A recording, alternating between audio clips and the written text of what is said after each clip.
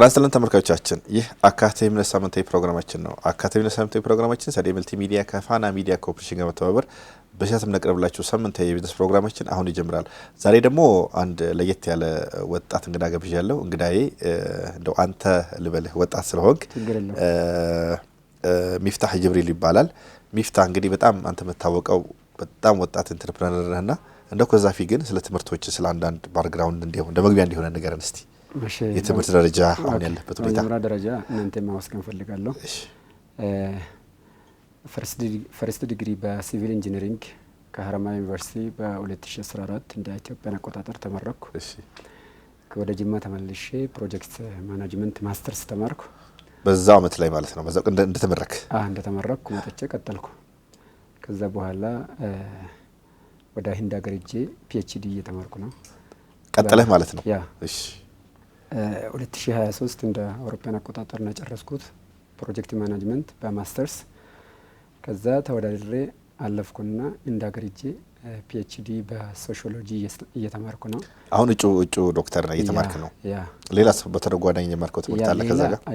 ሌላ ደግሞ በቢዝነስ አድሚኒስትሬሽን በፒኤችዲ እየተማርኩ ነው። ስለዚህ ሁለት ፒኤችዲ በተመሳሳይ እየተማርክ ነው? ዱዋል ማለት ነው። ሁለቱንም እየተማርክ ነው። በማኔጅመንት ጀምሬ ወደ ቢዝነስ አድሚኒስትሬሽን ቀይሬ ዱዋል ፒኤችዲ ካንዲዴት ነች። መልካም። እንግዲህ በተለይ አንተ አሁን እንደው ለፕሮግራም እንግዳ ሳደርግህ አካታዊ ቢዝነስ ፕሮግራም እንግዲህ አጠቃላይ የቢዝነስ እንቅስቃሴዎች የስራ ፈጣሪዎችን በዋነኝነት ያበረታታል። ፕሮግራሙ ፕሮሞት እናደርጋለንና በተለይ እንደው አንተ የምታውቅበት ይሄ የሐላል ማርኬቲንግ ራስ ክሬት ያረከው ራስ ያበለጸከው ነገር አለና እሱ ነገር ላይ በስፋት አውራኝ እስቲ። ምንድነው? ምንስ ያረገ ነው? ምንድነስ የሚያረገው የሚለው ጉዳይ ላይ እንዳጠቃላይ ብታብራራልን ሚፍታህ። ኦኬ፣ አመሰግናለሁ።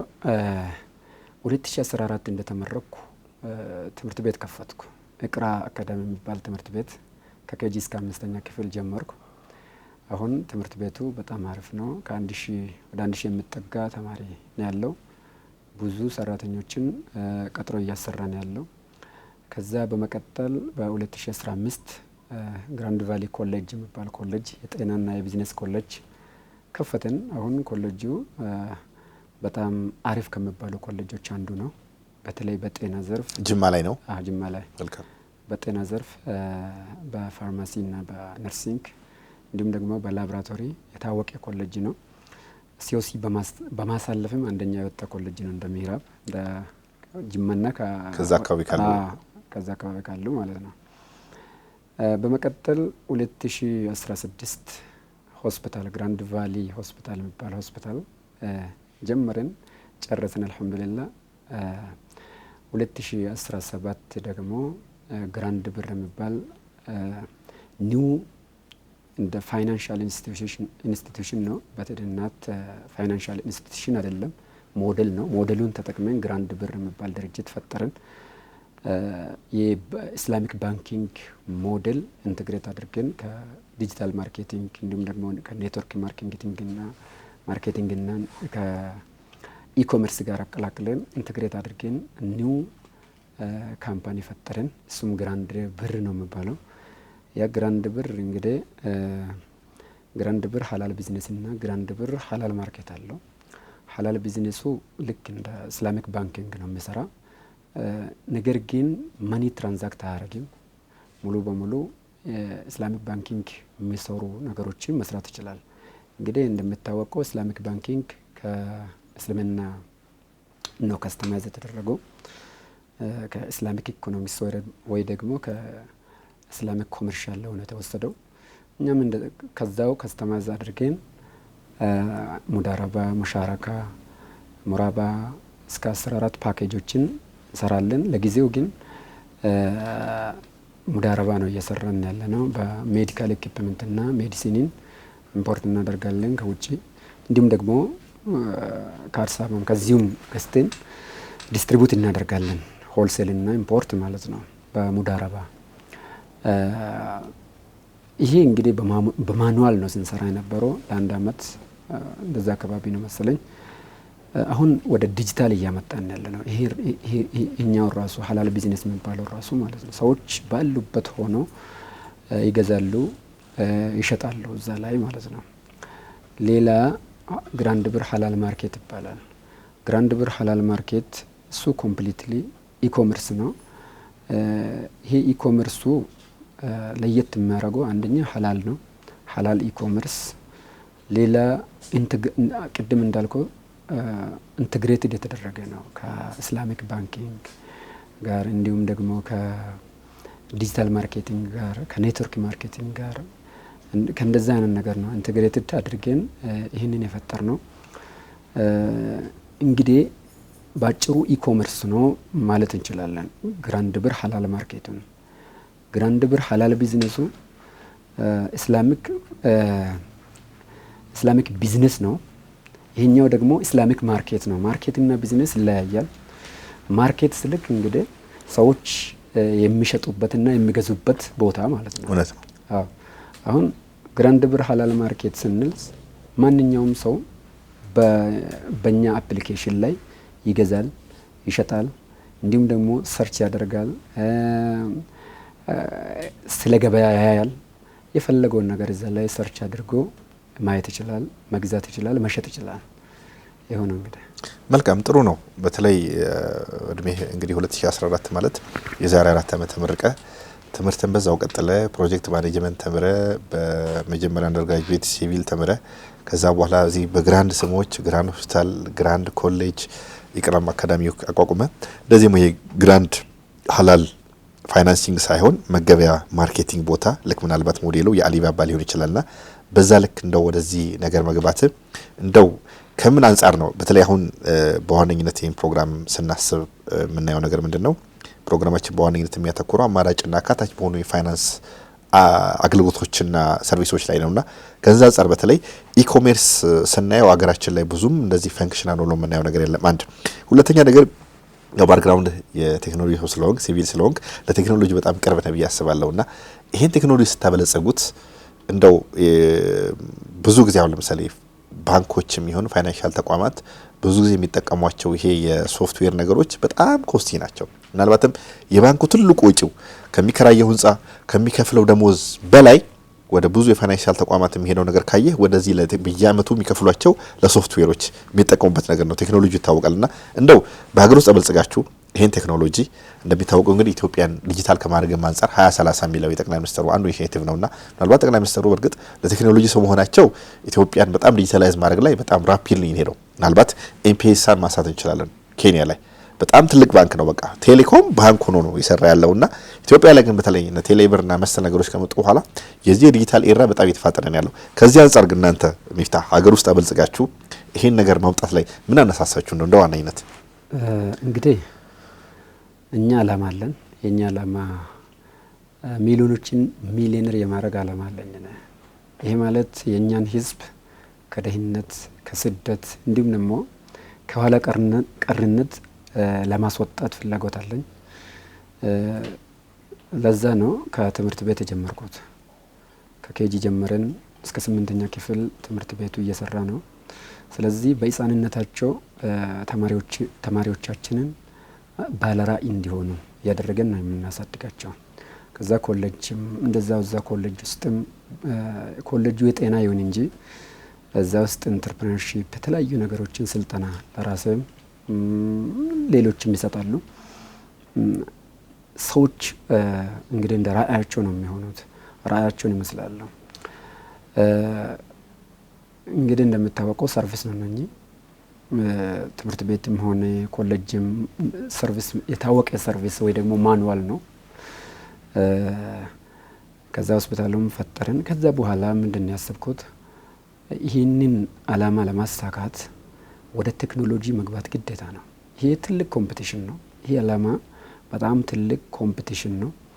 ኮምፒቲሽኑን እንግዲህ ወደ ውድድሩ ራሱ ለመግባት ወደ ሜዳ መግባት ግዴታ ነው። በአሁኑ ጊዜ አንድ ሰው ወደ ቢዝነስ ውድድር ለመግባት ግዴታ ወደ ቴክኖሎጂ መግባት አለበት። ቢዝነሱ በቴክኖሎጂ ማገዝ አለበት። በቴክኖሎጂ የታገዘ መሆን አለበት። ለዛ ነው አሁን ወደ ግራንድ ብር የመጣ ነው።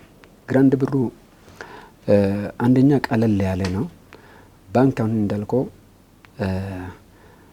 ፕሮሰሱ ይከብዳል። እንዲሁም ደግሞ የሰው ኃይል ይፈልጋል። ፕሮሲጀሩም ትንሽ ጠንከር ያለ ነው። የሰው ኃይል ይፈልጋል፣ ካፒታል ይፈልጋል፣ ብዙ ነገር ይፈልጋል። ቀለል ባለ መልኩ እንዴት ቀለል ባለ መልኩ እንዴት ይሄንን ባንክ የሚሰራውን ስራ ለምንድን ነው የማንሰራ ወደምል ነው የገባሁት። እንግዲህ አሁን እንዳልኩት ኢስላሚክ ባንኪንግ እኮ ከኢስላሚክ ፋይናንሻል ፖሊሲ ነው የተወሰደው፣ ከስተማይዝ የተደረገው።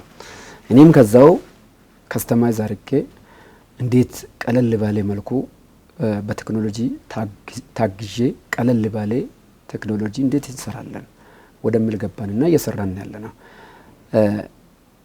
አንተ እንዳልከው ስለ ቴክኖሎጂ በጣም ወሳኝ ነው። ያለ ቴክኖሎጂ አሁን ሀገርንም ማሳደግ አንችልም። አይደለም ሀገር ወደ ኋላ ራሱ የምንመለስበት አጋጣሚ ይኖራል። ለምን እንዳልክ ለምን ካልክ እንግዲህ እንደምታወቀው ዓለም እየሄደች ነው። ውድድር ውስጥ ነን። ሰዎች እኛን ጥሎ እየሄዱ ነው ያሉት።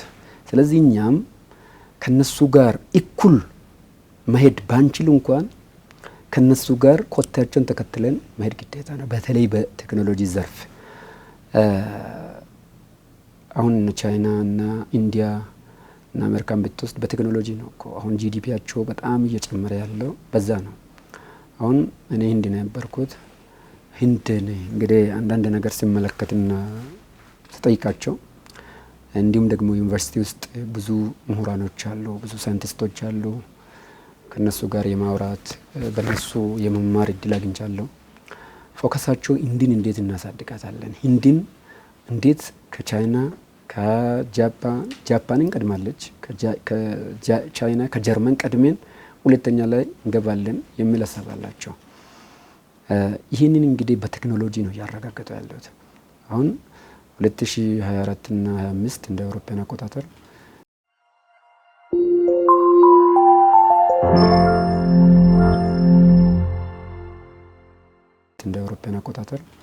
የነሱ ጂዲፒ 10% በቴክኖሎጂ ነው፣ በቴክኖሎጂ ዘርፍ ነው።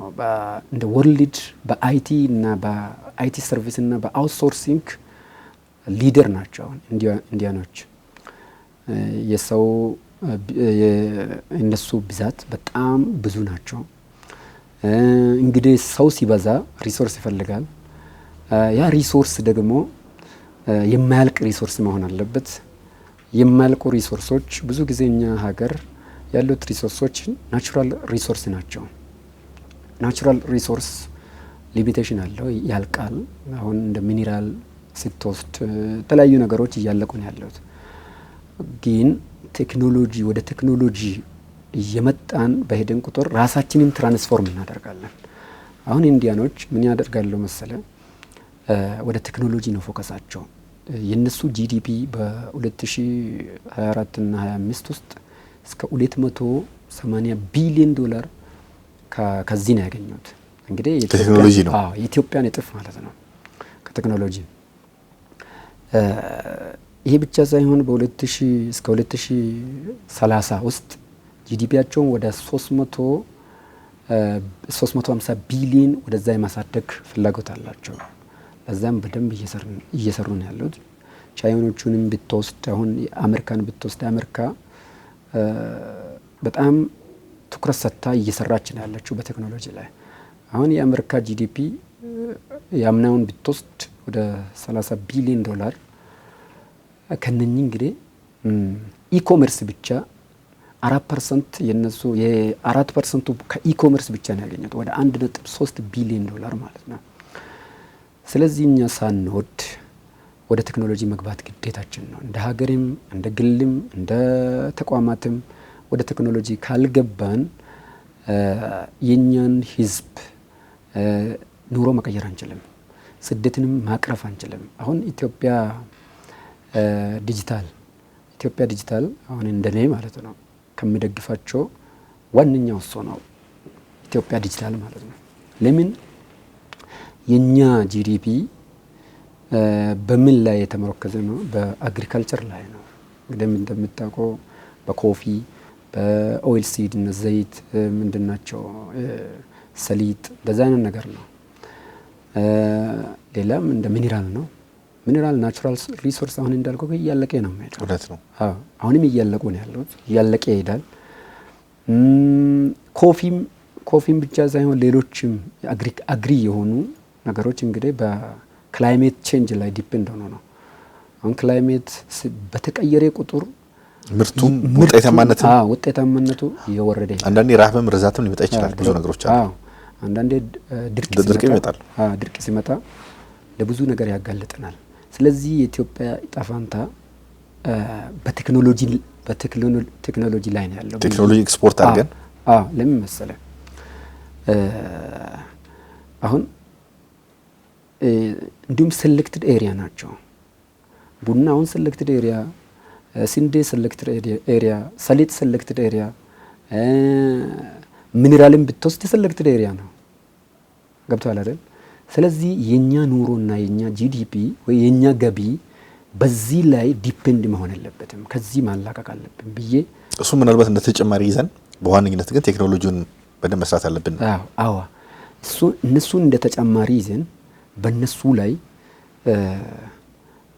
መደገፍ የለብን። በእነሱ ላይ መወሰን የለብን።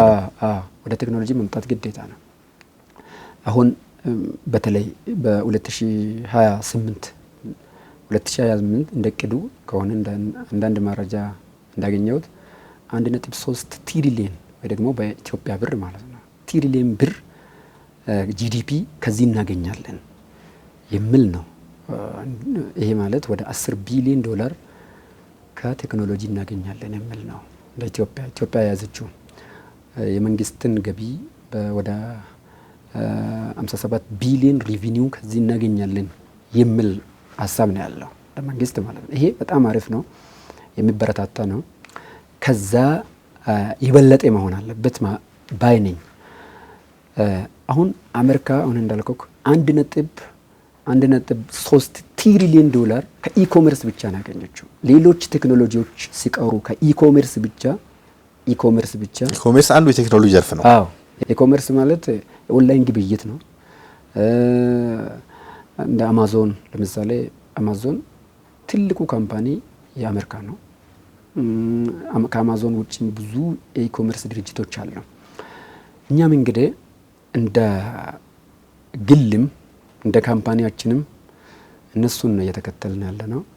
ቴክኖሎጂን እየተከተልን ነው። ኢኮሜርስ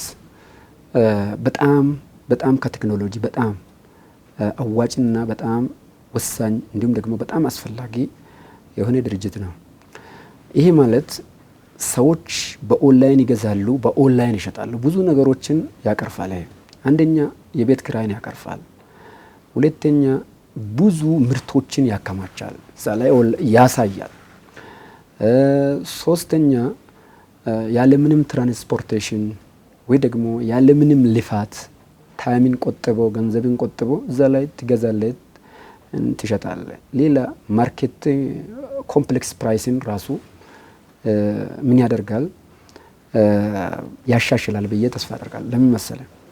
ሰዎች እዛ ላይ ከነዋጋው በአፕሊኬሽን ላይ ከነዋጋው ከነ ስፔሲፊኬሽኑ ሁሉንም ነገር ማየት ስለሚችሉ ኮምፕሌክስ ፕራይሱን ምን ያደርጋል? ያሻሽላል። አሁን ሰዎች እንደፈለጉ ይጨምራሉ፣ እንደፈለጉ ይቀንሳሉ።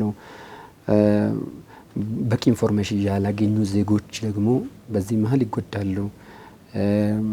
አንዳንዴ አጭበርባሪዎችም አሉ። ይሄን ሁሉ ይቀንሳል። ሌላ የኛ ህዝብ እንደምታውቀው ግንባታ ላይ ነው ፎከሱ። የተለያዩ ትላልቅ ፎቆች እየገነባ ነው ያለው። አንድ ህንፃ ለማውጣት አሁን 300 ሚሊዮን እስከ 300 እስከ 400 ሚሊዮን እንደ ህንፃው ሳይዝም ሊሄድ ይችላል። እኔ ቢሆን ይህንን ሁሉ በቴክኖሎጂ ላይ ነው የሚያፈሰው። ቴክኖሎጂ ላይ ኢንቨስት ማድረግ ቴክኖሎጂ ላይ ኢንቨስት ማድረግ አለባቸው። አይት እንደሆነ የኛ ኢንቨስተሮች ብዙዎቻቸው ከውጭ ሀገር ወደ ኢትዮጵያ ሲመጡ ኢትዮጵያ ዲያስፖራ ምን ያደርጋል መሰለ? አንዳንዶቹ ወደ ግብርና ይገባሉ፣ አንዳንዶቹ ወደ ተለያዩ ግንባታዎች ይገባሉ። ይሄ ማሪፍ ሆኖ ሳለ ነገር ግን እዛ ከአሜሪካ መጥተ ወደ ሌላ ከምትገባ አሜሪካ በምን አደገች የሚለውን ኮርጄ መምጣት ግዴታ ነው። ጥሩ ልምድ ይዘህ መምጣት አለ። አሜሪካ በቴክኖሎጂ ነው እያደገች ያለችው።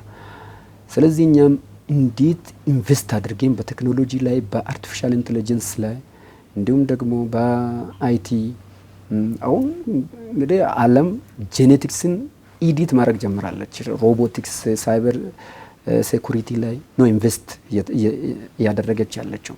ስለዚህ የኛ ዲያስፖራ እንዲሁም የኛ ባለሀብት ወደ ቴክኖሎጂ ሲመጣ ይህንን ሀገር መቀየር ይችላል። አሁን ቅድም እንዳልኩ የኛ ጂዲፒ እስከ 34 እስከ 35 መሰለኝ ፐርሰንት ከግብርና ነው። 34 እስከ 35%። ግብርና ማን ነው ግብርና ላይ የሚሰራው ብትል የኢትዮጵያ ፖፑሌሽን 70% አንደር 30 ኤጅ ናቸው። ከ70% ከ30 ዓመት በታች ናቸው። ከ30 ዓመት በታች የሆነ ወጣት ወደ ከተማ ነው የሚሮጠው። ብዙዎቻቸው ፋርሚንግ እየሰሩ አይደለም። ፍላጎታቸው ወደ ቴክኖሎጂ ነው። ፍላጎታቸው ወደ ውጭ ሀገር ነው። ፍላጎታቸው ወደ ከተማ ነው። ስለዚህ ይሄንን እያረሰ ያለው እየሰራ ያለው ገበሬ አባቶቻችን እንደ ያንተ አባት ገበሬ እውነት ነው ሆኖ ነው። ልክ ነው። የኔ አባት እንግዲህ ገበሬ ነው። እውነት ነው። ሁላችንም እንደዛ ናቸው። የኔ ወንድሞች እንዳሉ ወደ ከተማ ገብተዋል። ፋርሚንጉን ትተው ማለት ነው። ፍላጎቱ ወደ ከተማ ነው። ስለዚህ 2% ከ2 እስከ 3% ብቻ ነው እኮ ከ60 ዓመት በላይ ያሉ ሰዎች ኢትዮጵያ ውስጥ ማለት ነው። እነኚህ ናቸው አዛውንቶች ናቸው ፋርሚንግ ላይ እየሰሩ ያለው። እሱ ደግሞ ውጤታማ እያደረገን አይደለም። ውጤታማ እያደረገን አይደለም። ፋርሚንግ እየሰራ ያለው ኃይል የሌለው ኃይል የጨረሰው ነው። ሪታየር ያደረገ ሰው ነው። ብዙዎቻቸው አንኤጁኬትድ ናቸው። በባህላዊ መልኩ ነው የሚሄዱት። ለዛ የኛ ወጣት ወዴት ነው እየሄደ ያለው? ፋርሚንግን ትቶ ወደ ውጭ ሀገር ወደ ከተማ ወደ ስደት ነው እየመጣ ያለው። ስለዚህ ምን እናደርጋለን? ይህንን ወጣት ለመያዝም ሆነ ከስደትም እንዲሁም ደግሞ ከተማ ውስጥ ማኔጅ ለማድረግ ምን ያስፈልገናል? ወደ ቴክኖሎጂ ማስገባት ግዴታ ነው። የቴክኖሎጂ ፕላትፎርሞችን ማመቻቸት ግዴታ ነው። ማስተማር ግዴታ ነው። አንዳንዴ በግድም እንደ ግዳጅ ድሮ መሰረተ ትምህርት ተብሎ እውነት ነው። ሰው እናቶቻችን በግዴታ ሲማሩ ነበር። እንደዛ በግዴታ ሰዎቻችንን ቴክኖሎጂ ካላስተማረን ይሄንን አገር ጊዜው የቴክኖሎጂ ስለሆነ ሰዎች ከቴክኖሎጂ በተለያየ አይነት የእድሜ ሌቭል በተለያየ የትምህርት ደረጃ ያለው በተለያየ የህብረተሰብ ክፍሎች ይሄን ቴክኖሎጂ አዳፕት ማድረግ አለብን። ግዴታ አዳፕት ማድረግ አለብን። ስለዚህ ምንድነው ማድረግ ያለብን?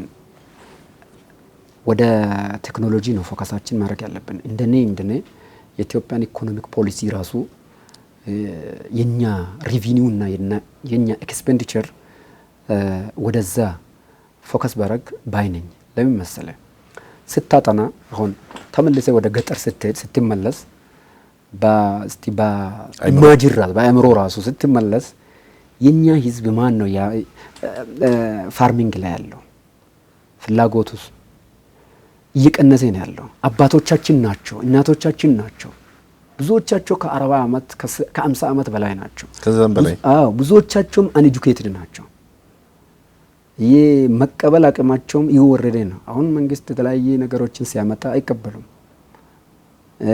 የሚረዱት በአካባቢው ነው እንጂ በዓለም አንጻር አይደለም የሚረዱት።